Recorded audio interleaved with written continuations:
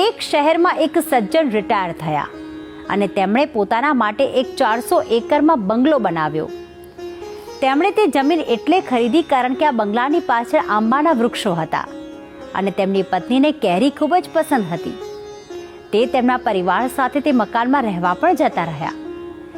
તેમની આસપાસ કેટલાક પાડોશીઓએ કહ્યું કે આપે સરસ બંગલો બનાવ્યો છે, પરંતુ કોઈ વાસ્તુ નિષ્ણાંત પાસેથી ઘરનું વાસ્તુ ચેક કરાવી લો તો સારું. તે સજ્જનને થયું કે વાત તો માનવી જોઈએ. તેણે દિલ્હીથી એક પ્રસિદ્ધ વાસ્તુ નિષ્ણાંતને બોલાવ્યા અને તે તેમને લેવા એરપોર્ટ પર પહોંચ્યા. તે જ્યારે રસ્તામાં આવી રહ્યા હતા ત્યારે તે સજ્જન જે પણ કાન હોર્ન મારે તેને આગળ જવા દેતા. પોતે આરામથી જ ડ્રાઈવ કરી રહ્યા હતા. તે વાસ્તુ નિષ્ણાંતે પૂછ્યું કે બધાને કેમ ઓવરટેક કરવા દો છો? તો તેણે કહ્યું કે આ બધાને ઉતાવળ હશે, જેથી હું તેમને રસ્તો આપી રહ્યો છું. તે કાર ચલાવી રહ્યા હતા તો એક બાળક ત્યાંથી દોડીને નીકળ્યો. તે સજ્જને બ્રેક મારી અને થોડી વાર ગાડી ત્યાં જ ઊભી રાખી.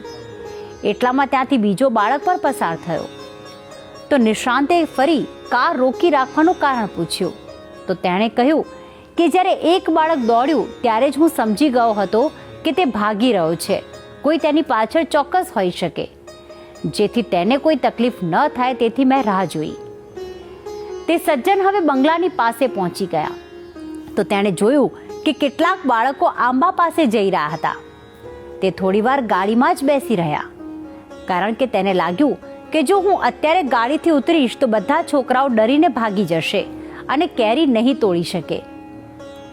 આ વાત સાંભળીને વાસ્તુ નિષ્ણાંતે કહ્યું કે તમને ઘરનું વાસ્તુ ચેક કરાવવાની કોઈ જ જરૂર નથી, કારણ કે જેનો ભાવ હંમેશા અન્યનો વિચાર કરવાનો હોય તેને કોઈ જ દોષ ક્યારેય નડતો નથી. અને હવે આ વાત એક સુવિચાર દ્વારા પણ સમજી લઈએ. આજનો સુવિચાર: જો તમારો ભાવ સારો અને સાચો છે તો તમારે પ્રભાવ પાડવાની જરૂર નથી. જીવનમાં તમારા બધા જ કામ સારા જ થશે.